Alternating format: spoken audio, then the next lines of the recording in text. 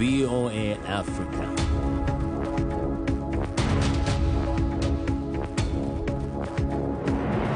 Hello, I'm Esther Gitu-Yuot. It's Tuesday, April 6th. Welcome to Africa 54. We continue to work remotely because of the COVID-19 pandemic, but what hasn't changed is our commitment to bringing you the latest and most important news from the African continent and around the world. This is today's Africa 54. The northern Mozambique gas hub town that was attacked by Islamic State-linked insurgents in late March is now secure, according to Army spokesman. Insurgents on March 24 attacked the coastal town of Palma near natural gas projects worth $60 billion that are meant to transform Mozambique's economy. Reuters has not been able to verify the accounts from Palma independently. Most means of communication with the town were cut off after the attack began.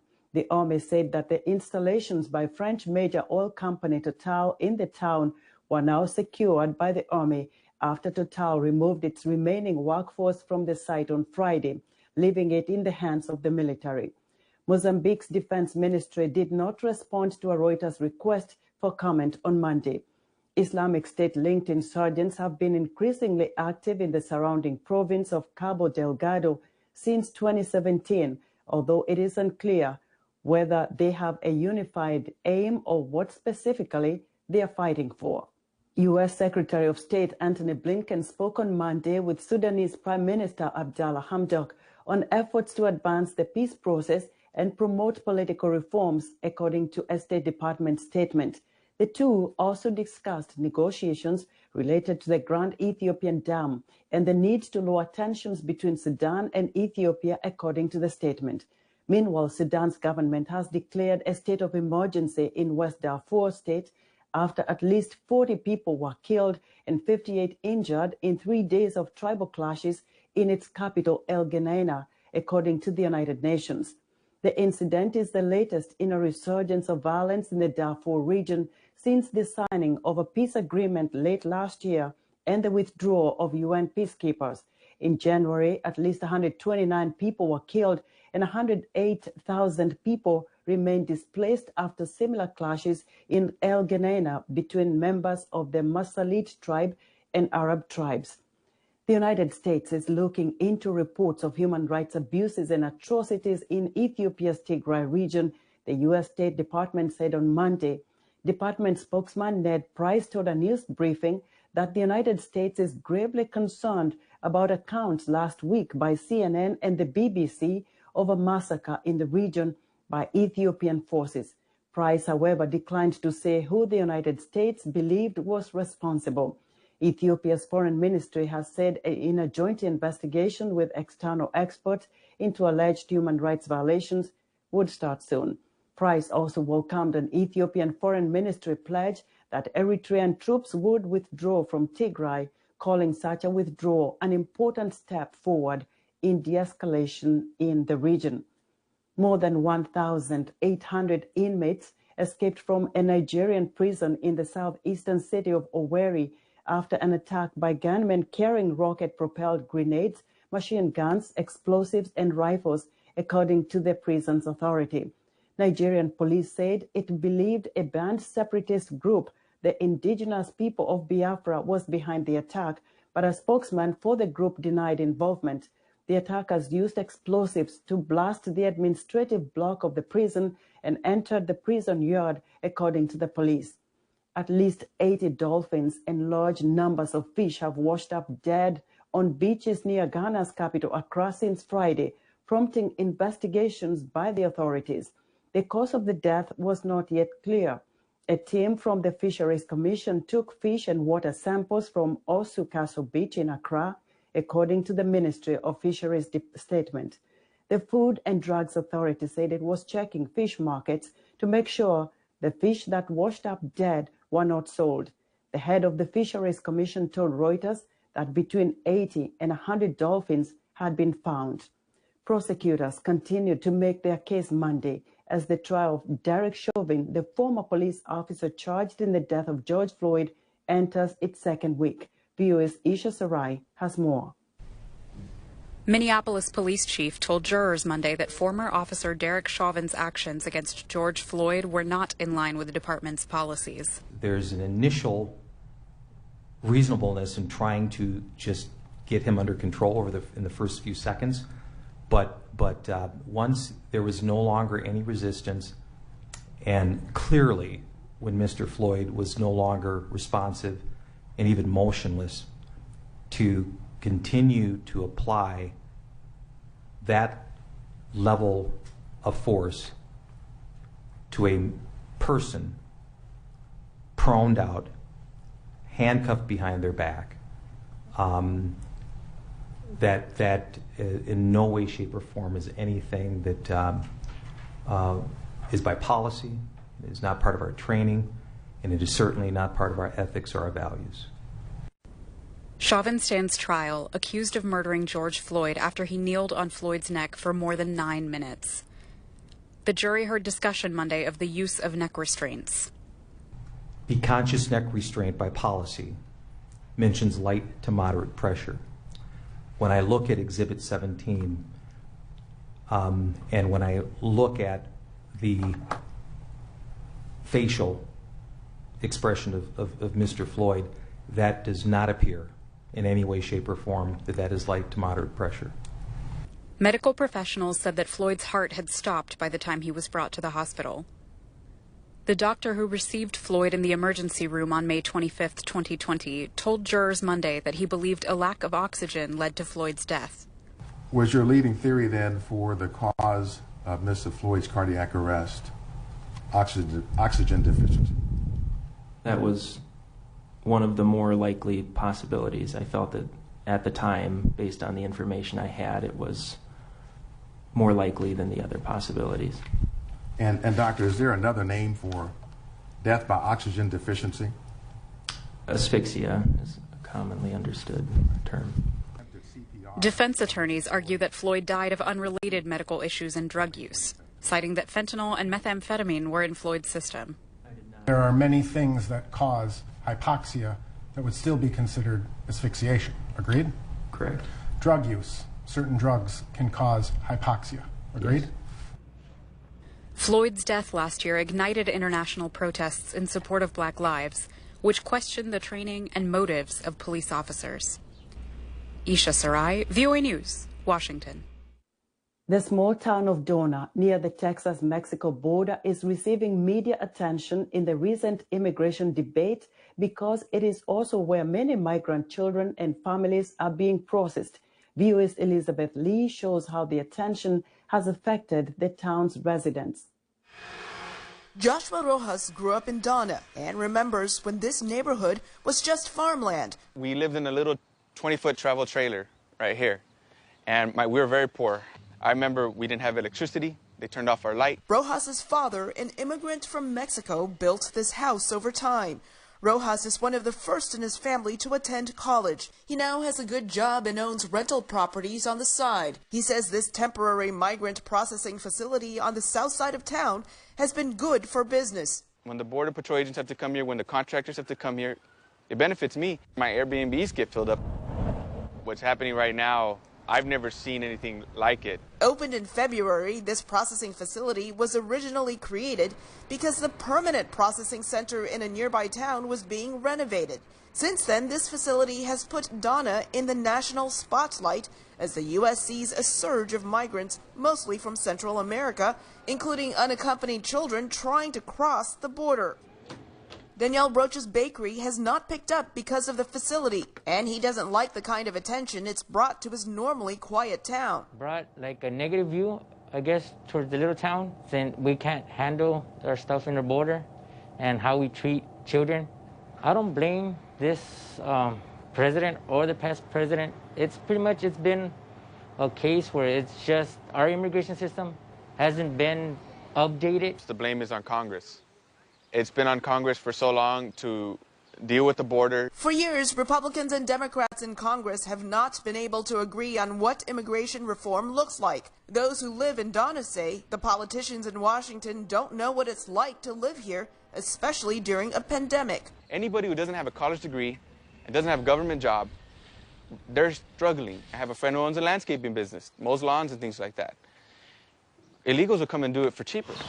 Neri Curiel knows many undocumented immigrants in her neighborhood. She says for them, life in the U.S. has not been easy. They have difficulties because their work is unstable, and sometimes the contractors also abuse them because of their immigration status. They end up not paying their wages. They are attacked for many reasons. Curiel says the Biden administration is sending mixed messages to migrants. The people see that this administration said they were going to be welcomed, but now they are saying to them to stay in their homeland. I believe that they should first give priority to those who are already here, and afterwards give those open arms to the ones that want to come here. Danielle Rocha says people who cross the border without going through the legal process should not get rewarded. I get it, they need asylum, but there's a way to do it. I brought my wife from Mexico the right way. It took me time, but I did it. As the residents of Donna struggle with the different views on immigration, they can do nothing but watch the story unfold in their own backyard. Elizabeth Lee, VOA News. Years of conflict between Islamic State and the Iraqi government has left cities like Mosul in ruins. With alarming unemployment rates, thousands of children are searching through landfills in a bid to survive. VOA's Kawa Omer met a few of them in this report narrated by Bejan Hamdard. In Mosul, garbage management companies pick up waste trash from residential sites and businesses and bring them to landfills like this one every morning. Waiting for the dump trucks are hundreds of people, including children, hoping to collect aluminum, iron, copper, and plastic to sell. I live off iron and plastic. I make 3,000 to 5,000 dinars a day. I have been working here for 2 to 3 years. We live in a dire situation. We have no income at all. At the early morning, we leave our homes and children and come here in order not to beg anybody for money. This work is better than begging money on the streets. Sattar adds that most of the children working here don't have the luxury of attending schools. Those children have not gotten to school and have not received any education. They know nothing but to work here. Children and family rights organizations say the unemployment and economic crisis in the Iraqi government has led to thousands of children working at sites like this instead of going to school. Mosul police say the government must take action to control the increase in numbers of street children. Without a doubt, this is a very dangerous issue, and it brings crimes like human trafficking and abuse against young girls. That is why if this issue spreads, it will become a big problem. Government should work on this situation, and the Ministry of Labor and Social Affairs dedicate some financial resources in coordination with local government. Advocates say there is no group looking into welfare of the children working at landfills. We at the Nergal organization monitor the situation of children and women, but there is no specific organization who works specifically for kids on the street. Until now, we do not know the reason why. We have asked the central government and local government to help these kids. Health experts say people working in landfills are more prone to respiratory and skin diseases. Most of those here are children and teenagers risking their lives for survival. For Kawa Omar in Mosul, Iraq, Bejan Hamdard, VOA News. Let us know what you think about Africa 54 and the stories we cover. Join the discussion on Facebook. The address is Africa 54. We're also streaming our broadcast live on Facebook. Please watch and share our show with your friends. Also, check out our headlines 24/7 on voaafrica.com. Coming up, an insight into the business of digital art and why it's gaining popularity. Stay with us.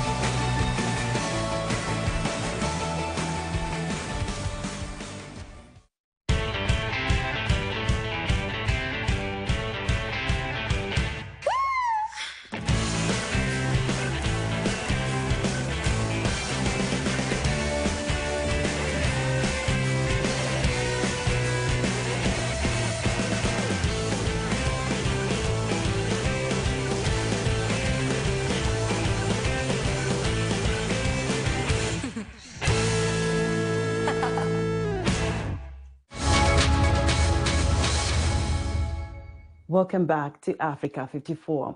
Hundreds of civilians in Myanmar, including activists, members of former de facto leader Aung San Suu Kyi's National League for Democracy, and villagers in the ethnic areas being bombed by the army, have gone into hiding. Some are seeking refuge in Kayin State opposite Thailand. It is a region controlled by the Karen National Union, an ethnic armed organization that is no stranger to conflict, having fought for greater autonomy in Myanmar for more than 7 decades. Steve Sanford reports from Mae Sot, Thailand. Here in Mae Sot, signs of increased security can be seen along the border as the conflict escalates across the river in Myanmar's Kayin State. Thousands of civilians have gone into hiding as government forces continue a brutal crackdown on the civilian population, including indiscriminate air attacks. For some migrants, like this former Karen soldier whose working wife is stranded in Yangon with 2 children, the daily updates from home are distressing. My family's in danger. Outside our apartment building, the Burmese authorities watch us and use slingshots to smash windows on the building. And they arrest people because the Burmese authorities don't want them to resist. Some exiles, like Miatu, a former member of the All Burma Students' Democratic Front, fled the country after the 1988 uprising, when the military cracked down on anti-government demonstrations, killing hundreds of protesters. It has been 30 years since Miatu took up arms with ethnic armies in Kayin State, but the former activist still volunteers advice to all who face persecution by the coup leaders. I suggest those people in danger to contact nearest ethnic arms groups, yeah, which I think is very, very safe for them to hide at the moment. Despite international condemnation, Myanmar's forces continue brutal attacks on unarmed civilians as the death toll mounts. That's why the Karen National Union is getting set to provide sanctuary for fleeing Myanmar citizens of all ethnic nationalities. We have prepared the land to accommodate the people who are fleeing to a safe place in our Karen area, more than 400 acres of Myanmar exiles. As the Myanmar army continues a vicious crackdown on civilians, the number of those fleeing to the border is expected to rise. Steve Sanford for VOA News, Mae Sot, Thailand. Ever since the pandemic lockdown began in the U.S. in March 2020, the pet adoption business has been booming, but trend hasn't just been good for the animals. Licia Bacalets has the story, narrated by Anna Rice. This Labrador retriever named Olive doesn't like the cameras, barks nervously, and looks at her owner protectively. Olive was adopted 2 months ago. So I had a lab puppy for about 14 years. Unfortunately, lost her to cancer at the beginning of the pandemic last year, so around end of January. But literally almost a year to this day is when I found Olive, or I should say Olive found me. A local group of volunteers helped Shaila Manyam find Olive and later adopt her. The whole process took over 6 months, but Manyam knew from the very beginning she wanted to adopt Olive and give her a forever home. So I think I got the call on like a Thursday, and then I think they agreed to sort of wait till Saturday when I could drive out to the shelter to see her. But yeah, if I hadn't taken her, I know there would have been another, really wonderful family that would have loved to have had her too. The pet adoption boom that started in March 2020 after the pandemic hit the country never subsided. Quarantines and lockdown measures made it a great time to get a pet. We have not seen any change. People are still really excited about adoption, really excited about fostering, especially, dogs and cats. Humane Rescue Alliance is one of the oldest animal shelters in the Washington, D.C. area. And while in early spring of 2020 they had 30 dogs in their shelter, this year it's half the number.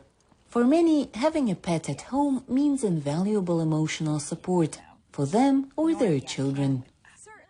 We have had several adoptions of small dogs that were adopted to be emotional support animals for kids with autism or or some other kind of PTSD or some other issue that they really needed help with. Others just want the company.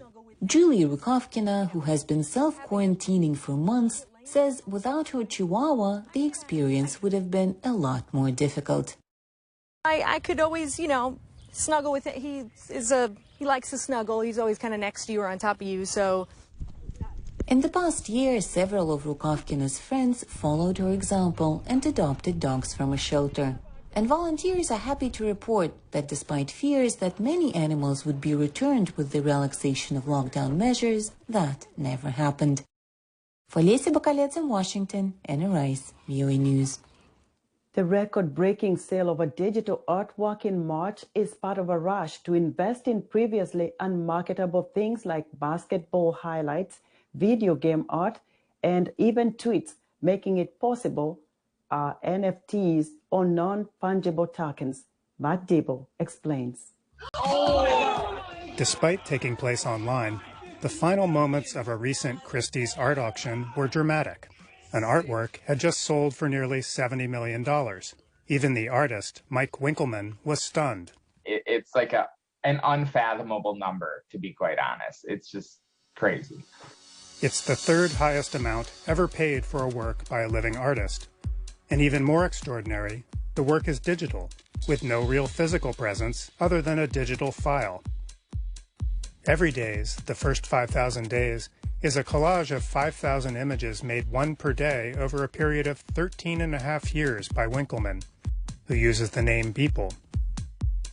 Over the years, Beeple has shared these images freely on social media.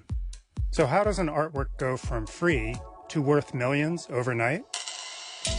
The secret ingredient is something called a non-fungible token, or NFT.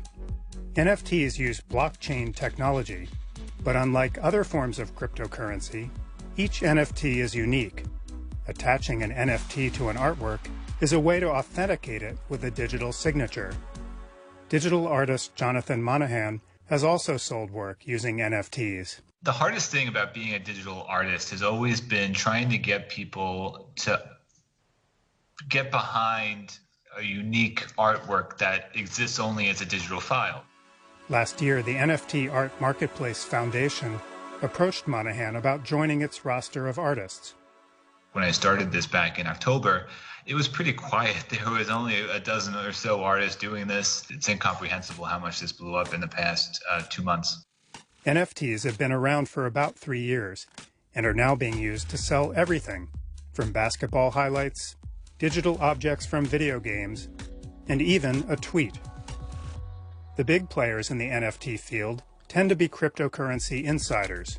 Both the winner and the next highest bidder in the Beeple auction own crypto-related businesses. And though the auction was held by the old world auction house Christie's, the artwork was paid for using the Ether cryptocurrency. Like the rest of the rapidly evolving crypto world, NFTs present risks to both artists and collectors, warns investigative journalist Amy Castor. An NFT doesn't really give you anything. It's just a token, and the only value of that is speculative. That is what somebody else is willing to pay you for it. What happens is when you get all this attention and excitement around NFTs is that more real money gets funneled into the cryptocurrency system. Then the people that have been holding those cryptocurrencies for a while can then cash out.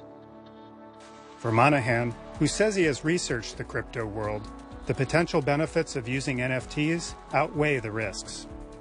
The digital art is finally getting the recognition that it deserves, and that there's a lot of important artistic voices that are now being heard that were not being supported before. Matt Dibble for VOA News. The sculpting of ice into different shapes is a sophisticated process. VOA's Jeff Swickard talks to an ice sculptor who started as a wood carver and then turned his focus to chillier material. I first got interested in ice sculpture when I worked in a hotel back home. I used to work in a banquet kitchen, so every time we have function, We have ice carving. Every year, they have like an ice carving competition for locals. So I decided to pursue ice carving. I was born in Paite, Laguna, known for wood carving capital of the Philippines. In Paite, Laguna, each house are doing some wood carving. Sorry, I got small. When I was 10 years old, my uncle, he asked me to draw and try to carve it. So when I tried, it's, oh, maybe I can do this. Ice Lab is ice company. Yeah, we do cocktail cube ice, logos, something like that. So we do a lot of festival. The purpose of that using chainsaw, that's easy way to cut out extra ice that you don't need it. So when you apply the die grinders and chisel, it's not gonna be hard for you to shape it because already cut out. I'm well known for chisel. It's my favorite tools. You can take my machine tools, but the chisel just stay with me. Yeah. Every year I went to Alaska for world champion. 2014, that's my first world title. In 2016, I got world champion again. So I lose only one time. So I have a lot of different medals in here. Kind of like fairy tale story. The most difficult thing is the paces. The eyes, you have to do like some reaction. If not, it's like a statue, nothing meaning. Once you satisfied, all the details are in there, then you're done. In ice, you really can do anything you want. It's kind of like magic. And that's our show for today. Be sure to watch Africa 54 on our website at voaafrica.com. From all of us here in Washington, thanks for watching.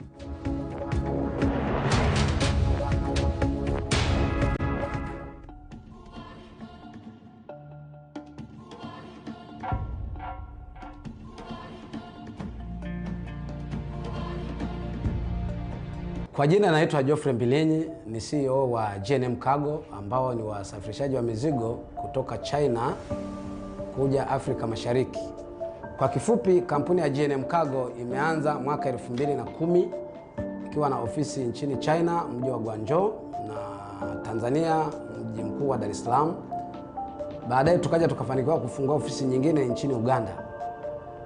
Kwa kipindi hicho tulianza na wafanyakazi nchini China, tulikuwa na wafanyakazi 5, na Dar es Salaam tulikuwa na wafanyakazi 1. Tukaja Uganda tulikuwa na wafanyakazi kama 5. Lakini kufikia sasa hivi G&M Cargo tuna wafanyakazi zaidi ya 200. Kwa hiyo tumeweza kuhudumia wateja wengi sana kwa wakati mmoja. Bora wa Global TV, usisahau kusubscribe, like, kushare na kucomment. Baada ya kusubscribe, bonyeza alama ya kengele ili kupata taarifa kwa kila video inayopanda Global TV Online.